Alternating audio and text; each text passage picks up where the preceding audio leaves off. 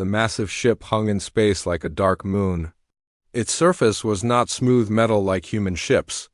Instead, it was covered in thick, dark scales that moved slowly like they were breathing. This was the World Render, the flagship of Commander Zethkar of the Draconian Empire. The ship was alive in ways that made other species feel sick to watch. Commander Zethkar stood on his bridge and looked out at the burning planet below. Ulteria Prime had been a beautiful world just 3 days ago. Now its cities were nothing but ash and smoke. The green forests were black scars across the land. The blue oceans reflected the orange glow of 1,000 fires. Zethkar's yellow eyes showed no emotion as he watched the destruction. His thick, scaled skin was dark green with silver marks that showed his high rank. Like all Draconians, he was tall and powerful. His claws could cut through steel. His teeth could bite through bone. But it was his mind that made him truly dangerous. "Report," he said in his deep voice. The words came out as a low growl that made the air vibrate. Sub-Commander Thekmal stepped forward. His scales were a lighter green, showing his lower rank.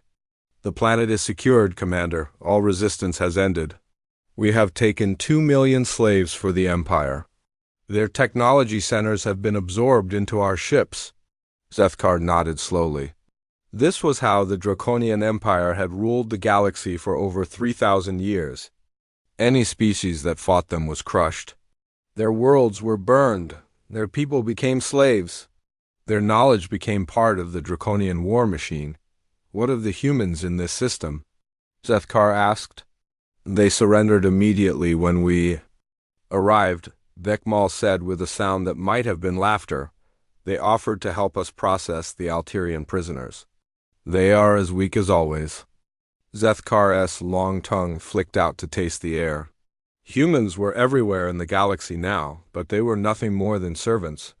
They worked in the mines and the waste plants. They fixed the dangerous machines that even Draconians would not touch. They were useful because they could survive in places that would kill most other species. The humans had never fought the Draconians. When the Empire first found Earth 200 years ago, the humans had immediately surrendered. They had given up their weapons and their armies without firing a single shot. It was the smart thing to do, but it also marked them as cowards in Draconian eyes. "Sir," another officer called out, "we are receiving new orders from the High Command." Zethkar turned to face the communication station. The large screen showed the image of Grand Admiral Vexther, the supreme commander of all Draconian fleets. His scales were black with age and his eyes burned like red stars. "Commander Zethkar," the Grand Admiral's voice boomed across the bridge, "your fleet will move to the Kepler system. There are reports of smuggling activity there. Human smugglers are stealing Empire resources." "Human smugglers?" Zethkar was surprised. Humans usually followed orders without question. "Yes, it seems some of them have forgotten their place. Remind them why they serve the Empire. Destroy any ship that resists. Take the rest as examples." The transmission ended? Zethkar stared at the black screen for a moment. Humans causing trouble was unusual. They were known for being careful and quiet. They worked hard and never complained. They were perfect slaves because they never fought back. "Set course for Kepler Station," he ordered, "and prepare the hunting ships. If the humans want to play games, we will show them what happens to those who steal from the Empire." Meanwhile, far away in the Kepler system, Dr. Sarah Chun worked, alone in her laboratory. The station around her was old and dirty. The walls were covered in patches and repairs. The air recycling system made strange noises. But Sarah did not care about any of that. Her attention was focused on the small piece of Draconian technology on her desk. Sarah was thin and had dark hair that she kept tied back while she worked. Her clothes were simple work gear like all humans wore in the outer systems. Her eyes were bright with intelligence. She had been studying this piece of Draconian biotech for months now. Ever since a damaged ship had been brought to the station for repairs, the technology was unlike anything humans had ever created. It was part machine and part living tissue. The metal parts were grown rather than built. The organic parts could heal themselves and adapt to new situations. It was beautiful and terrifying at the same time, but Sarah had found something that the Draconians themselves might not even know. Hidden deep in the biotech was a network connection. Every piece of Draconian technology was linked to every other piece through something that looked like quantum entanglement. The entire Draconian species was connected through their technology. Sarah's hands shook as she looked at her data. If she was right, then every Draconian in the galaxy shared the same neural network. They could communicate instantly across any distance. They could share thoughts and memories and orders without any delay. It was how they coordinated their fleet so perfectly. It was how they could control an entire galaxy with such efficiency, but it was also a weakness. Sarah had spent her life studying alien biology. She knew that any system that connected everything could also be used to destroy everything. If someone could find the right frequency, the right signal, they could send something through the network that would reach every connected Draconian at once. The door to her lab opened with a soft hiss. Sarah quickly covered her work as her assistant. Tom walked in. Tom was young and eager, but Sarah could not let him know what she had discovered. "Not yet, Dr. Chun," Tom said. "There's a message for you from Admiral Webb. He wants to see you right away." Sarah's heart began to beat faster. Admiral Marcus Webb was the highest-ranking human in this part of the galaxy. He controlled the defense forces for a dozen human colonies. If he wanted to see her, it meant something important was happening. "Did he say what about?" Sarah asked. "No, but there are reports of a Draconian fleet heading this way. The Admiral has called all department heads to an emergency meeting." Sarah looked back at her covered workstation. The timing could not be chance. She had been so careful, but maybe someone had noticed her research. Maybe the Draconians had detected her scans of their technology, or maybe, she thought with a chill, they had noticed something else entirely. "I'll be right there," she told Tom. After he left, she looked once more at her hidden research. In her hands might be the key to ending 3,000 years of Draconian rule. But it would also be the key to something much darker. She sealed her data in an encrypted file and hid the biotech sample in a secret compartment. Then she walked out of her lab, not knowing that she was about to help start the most terrible war in galactic history. Above them, the stars continued to shine peacefully. But in the darkness between the stars, the Worldrender and its fleet were already moving toward Kepler Station. Commander Zethkar stood on his bridge and planned the destruction of any humans who dared to challenge the Empire. Neither side knew that in just a few days, everything would change forever. Admiral Marcus Webb sat at the head of the metal table in the station's command center. His gray hair showed his age, but his blue eyes were still sharp and alert. Around the table sat the leaders of humanity's outer colonies. They all looked worried as they waited for Sarah to arrive. Sarah walked into the room and took the last empty chair. She could feel the tension in the air like electricity before a storm. Admiral Webb looked at each person around the table before he spoke. 3 hours ago, we received confirmation that Commander Zethkar's fleet is heading directly for this station, Webb said.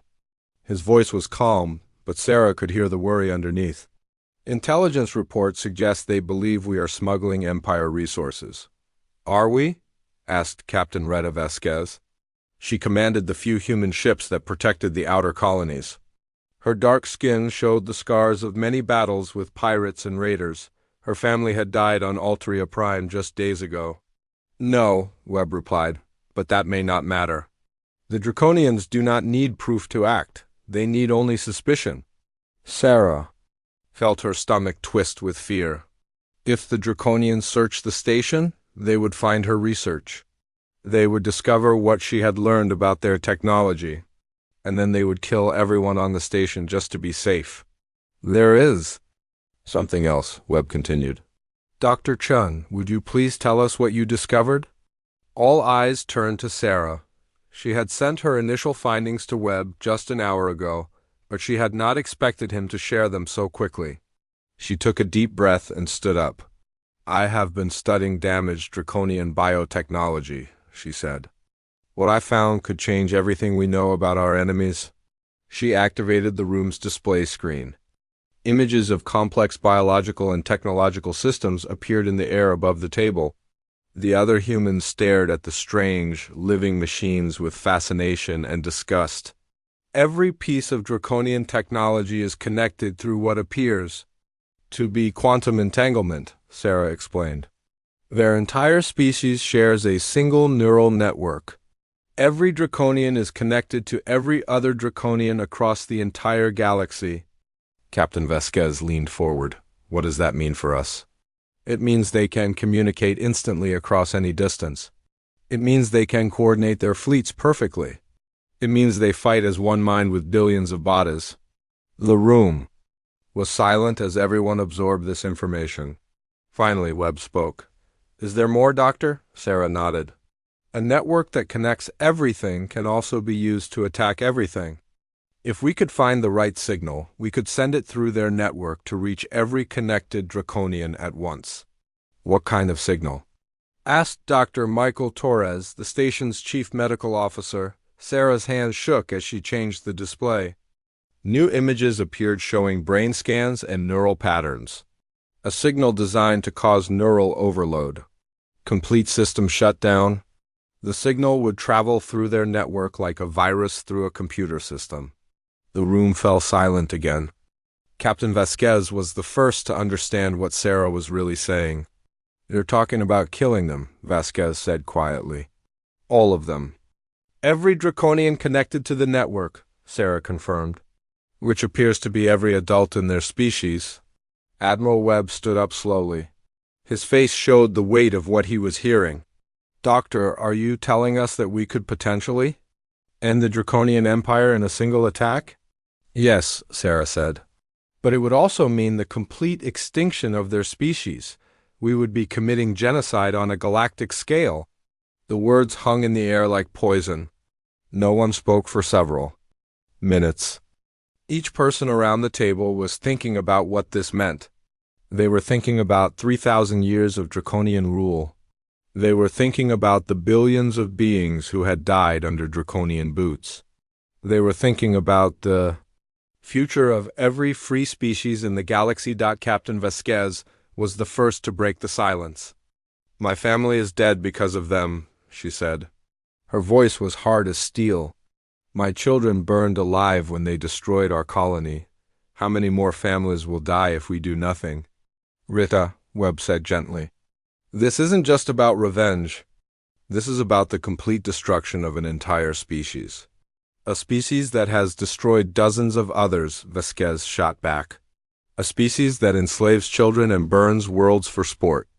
When do we stop being victims and start being survivors? Dr. Torres shook his head. There has to be another way.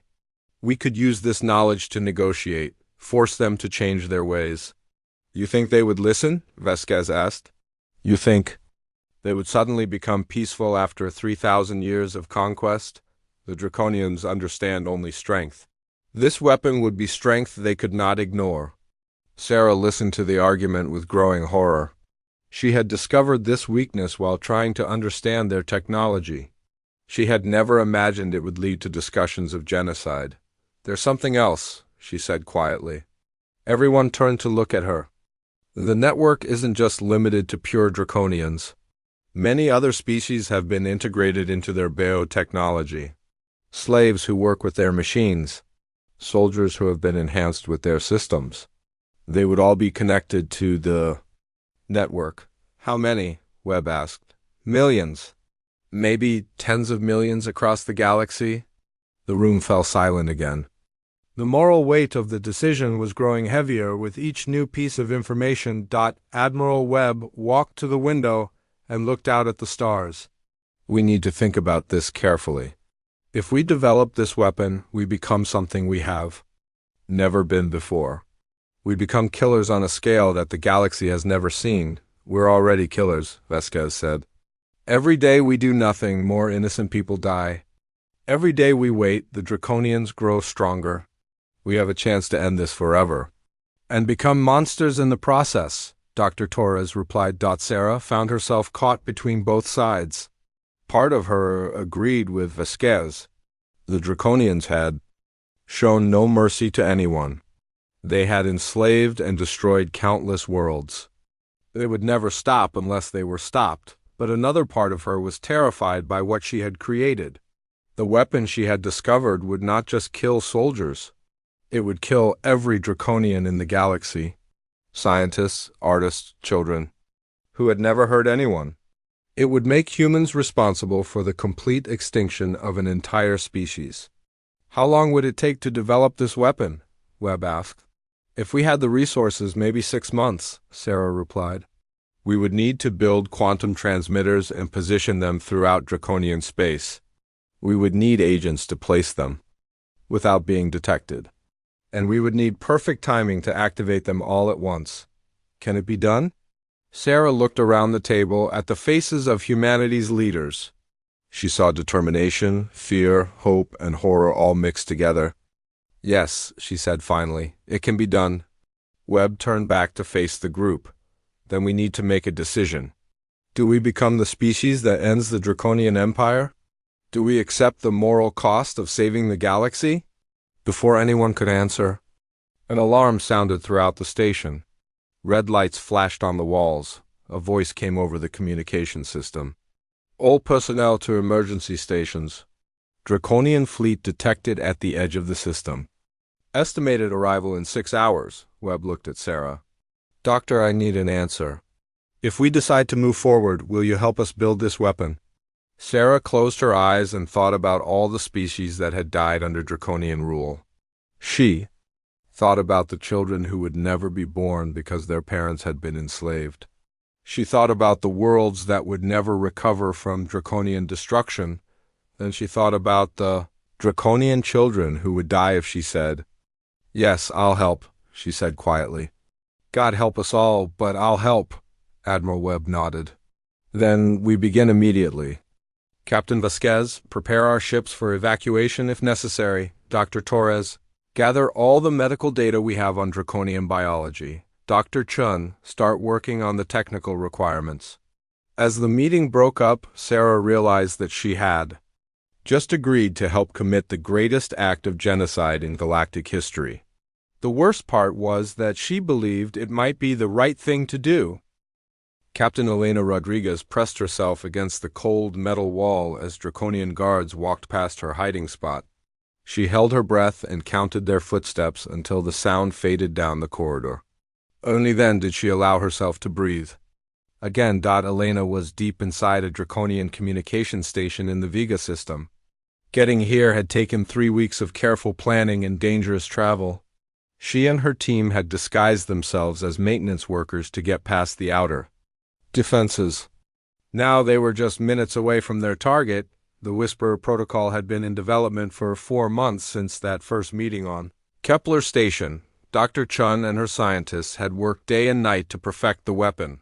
Admiral Webb had somehow managed to keep Commander Zethkar busy with false reports and staged incidents.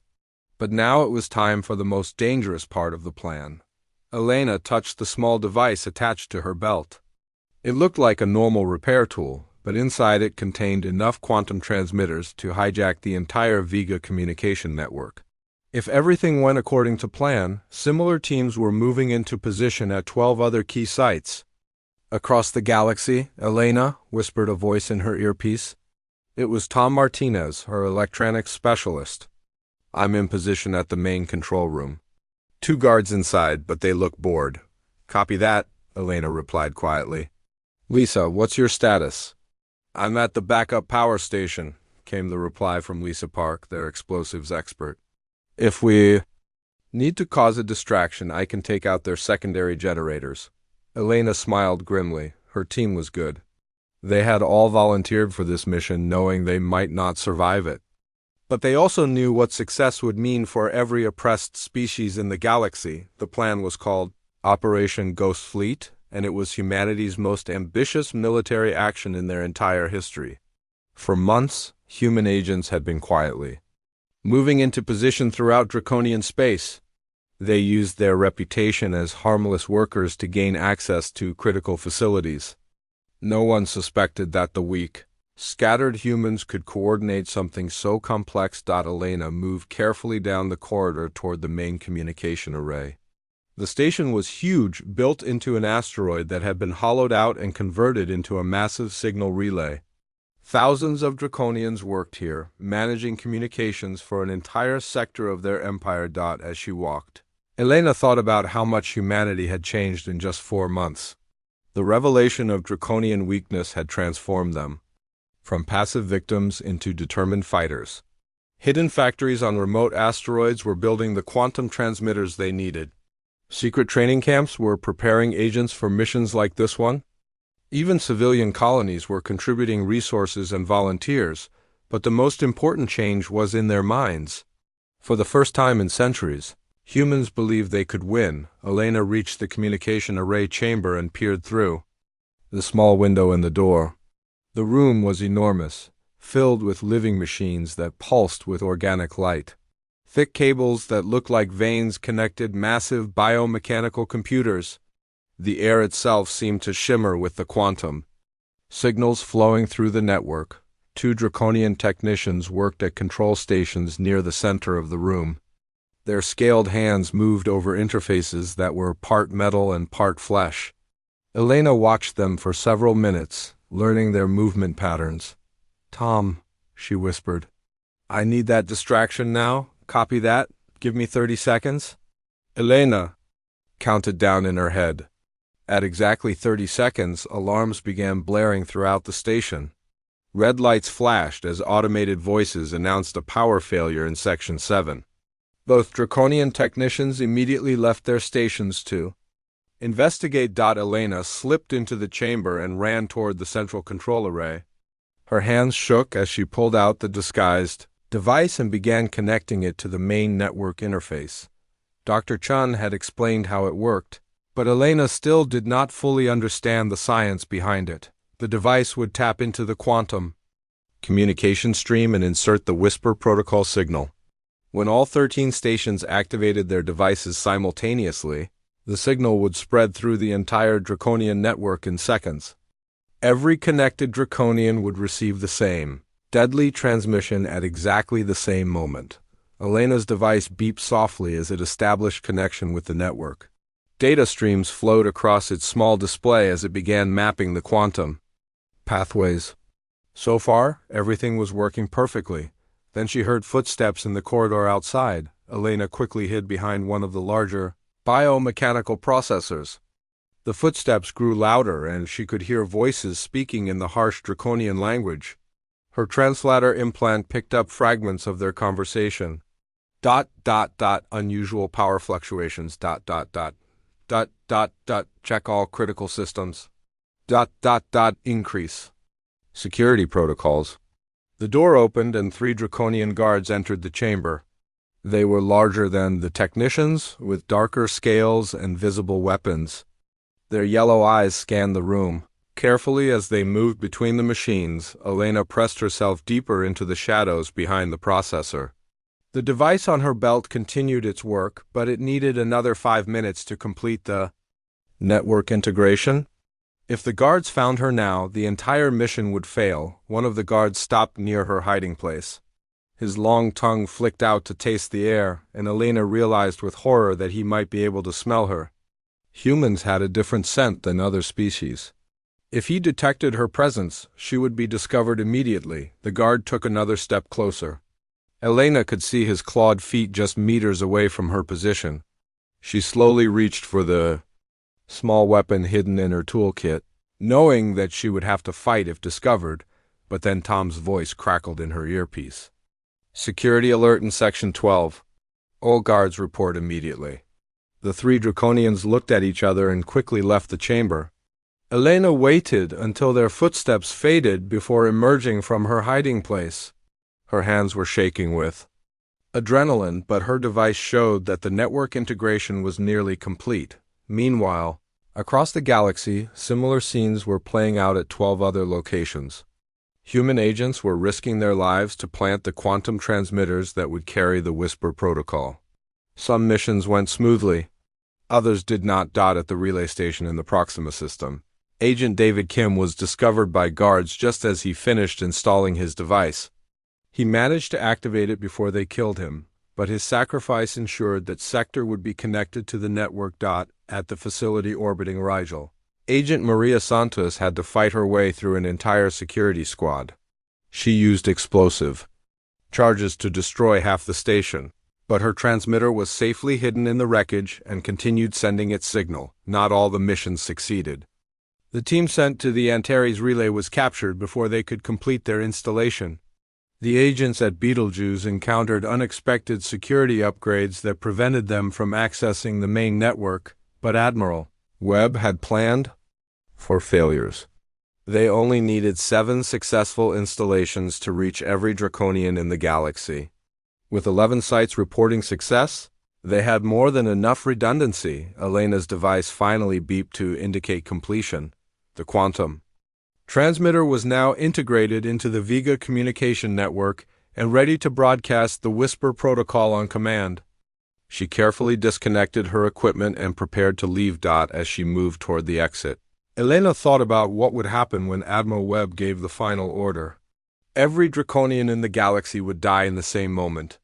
Soldiers and civilians, adults and children, the guilty and the innocent. The network would carry death to every corner of their empire. Elena had seen what the Draconians did to conquered worlds. She had lost friends and family to their cruelty. But as she walked through the station corridors, passing ordinary Draconian workers who had no idea what was coming, she felt a chill of doubt. Was this justice, or was it murder on an unimaginable scale? Elena pushed the thought away as she rejoined her team. They had a mission to complete and a galaxy to save. The moral questions would have to wait until after the war was over, but deep in her heart, she wondered if humanity would ever be able to forgive itself for what it was about to do. Admiral Webb stood in the command center and stared at the display screen showing the galaxy. 11 green dots marked the successful transmitter installations. 2 red dots showed the failed missions, but 11 was enough. More than enough. All stations report ready, Admiral, said Captain Vasquez. Her voice was steady, but Webb could see the tension in her face. We can activate the Whisper protocol on your command.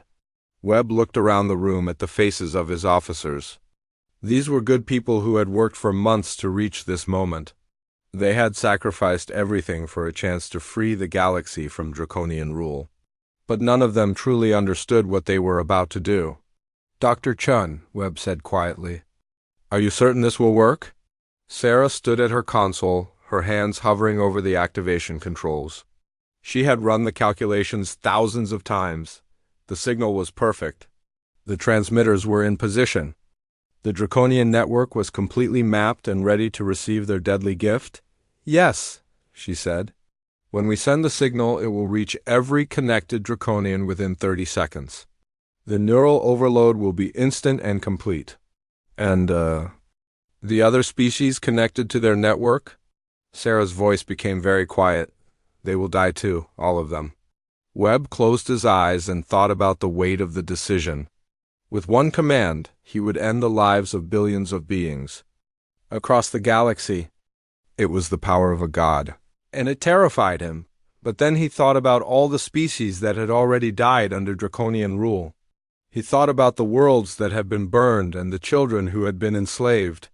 He thought about the future that would never come if the Draconians continued their reign of terror. Send the signal, he said. Sarah's fingers moved over her controls. Data flowed across her screen as the quantum transmitters came online. The signal began its journey through the Draconian network, carrying with it the mathematical sequence that would end an empire. At that same moment, Commander Zethkar stood on the bridge of the World Render and watched his fleet prepare for another conquest. They had just received orders to attack the Kepler system and crush the human smugglers hiding there. It would be a simple mission. Humans never fought back. Sir, called his communications officer, we are receiving a priority transmission from the central network. Display it, Zethkar ordered. The signal appeared on the main screen as a complex pattern of lights and sounds. To most observers, it would have looked like routine network traffic. But this signal was different. It carried within it a sequence designed to overload draconian neural pathways. Zethkar stared at the pattern and felt something strange happening in his mind. The light seemed to be moving faster, creating patterns that hurt to look at. The sounds were becoming louder, creating harmonics that made his teeth ache. "What is this transmission?" he demanded, but his communications officer was no longer responding. The Draconian was staring at his own screen with wide, terrified eyes. Around the bridge, other officers began to stumble and fall. Their bodies shook as the signal overwhelmed their neural systems. Sparks flew from their biomechanical interfaces as organic and technological components failed. Together, Zethkar tried to give orders, but his own voice was failing. The signal was spreading through his nervous system like poison. He could feel his thoughts becoming confused and scattered. His connection to the network, which had been a source of strength for his entire life, was now killing him. The massive world render began to drift as its crew collapsed at their stations. The living ship itself was connected to the network, and it too was dying. Its biomechanical systems started to shut down one by one. The lights went out. The engines stopped. The artificial gravity failed in the space around the flagship. The same scene played out across the entire 7th Fleet. Hundreds of Draconian warships became silent tombs drifting in the darkness. Their crews died at their posts, victims of humanity's perfect weapon, but the signal did not stop with the military.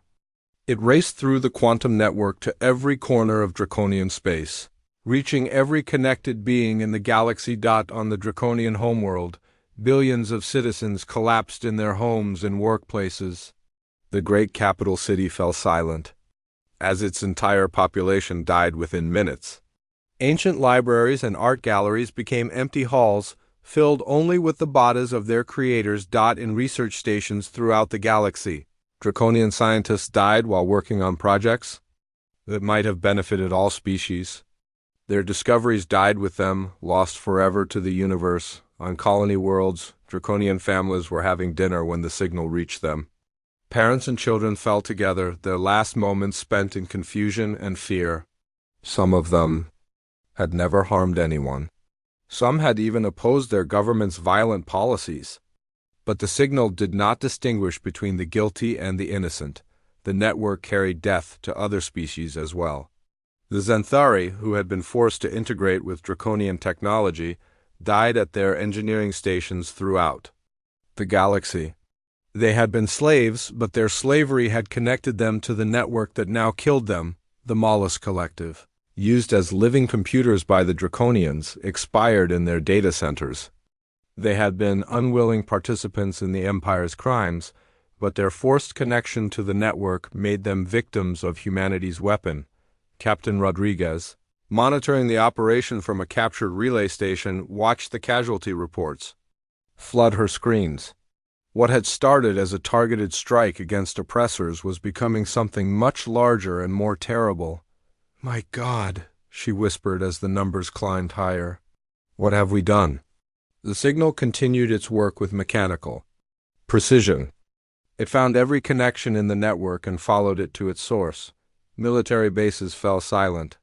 Civilian cities became graveyards. Even remote outposts in unexplored systems received the deadly transmission, but not everyone died. In hidden shelters throughout Draconian space, young children who had not yet been connected to the network survived. They cowered in terror as the adults around them collapsed and died. These orphans would be the only survivors of their species. On a research station orbiting a distant star, a young Draconian scientist named Cathara felt the signal reach her companions. She was too young to be fully integrated into the network, but she was old enough to understand what was happening. She watched in horror as her mentors and friends died around her. Cathara tried to help them, but there was nothing she could do. The signal was too perfect, too complete. It left no room for resistance or recovery. Within an hour, she was alone on the station with only the emergency systems keeping her alive. Back on Kepler Station, Admiral Webb watched the reports come in. The operation was a complete success. Every major Draconian installation had gone silent.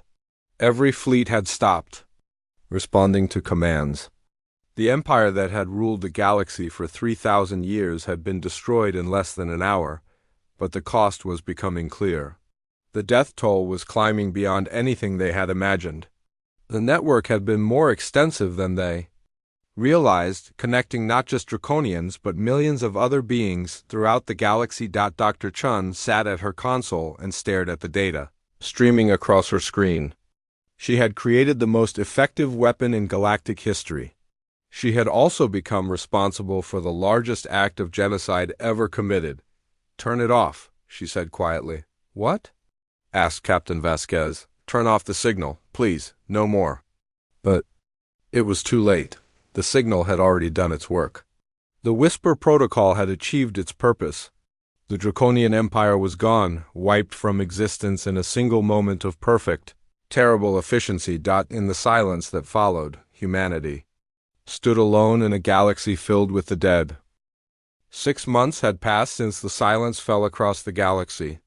Admiral Webb stood in what used to be Commander Zethkar's command chamber aboard the Worldrender. The massive ship had been converted into a memorial for all who died in the war. But Webb found no peace in this place of remembrance. The galaxy was free, but freedom had come with a price that haunted humanity's dreams. Every night, Webb closed his eyes and saw the faces of the billions who had died. Not just Draconians, but all the innocent species who had been connected to their network. Children, artists, scientists, farmers, all gone because of a decision he had made. Dr. Sarah Chun walked into the chamber carrying a small Draconian child. The little one was barely 2 years old, with bright green scales and curious yellow eyes. Her name was Cathara, and she was one of only a few thousand Draconian children who had survived the Whisper Protocol. "She's been asking for you again?" Sarah said gently as she handed the child to Webb. Webb took Cathara in his arms, and the little Draconian made a soft purring sound. She had learned to trust humans, even though humans had destroyed her species. The irony was not lost on him. "Admiral," came a voice from behind them. Captain Rodriguez entered the chamber looking tired and worn. The past months had aged them all. "The Galactic Council meeting is about to begin. They're waiting for your speech." Webb nodded and carefully handed Cathara back to Sarah. Today, he would address the representatives of 47 species who had gathered to form a new government for the galaxy. They would discuss trade agreements, territorial boundaries, and defense pacts.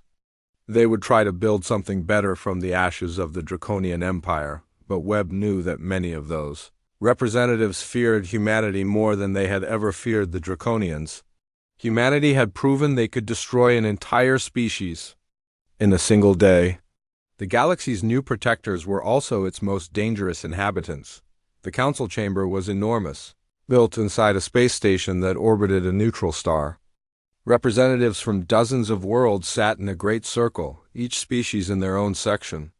The air was thick with tension and the smell of fear. Webb took his place at the podium in the center of the chamber.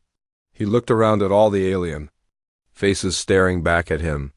Some showed gratitude for humanity's role in ending Draconian rule. Others showed suspicion and worry about what humanity might do next. 6 months ago, Webb began, we ended 3,000 years of oppression. The Draconian Empire is gone, their fleets are silent, their worlds are empty, the galaxy is free. A few representatives applauded, but most remained silent. But freedom came with a cost, Webb continued. We did not just destroy an empire. We destroyed a species. We killed billions of innocent beings. We made orphans of thousands of children who had never harmed anyone. The chamber was completely quiet now.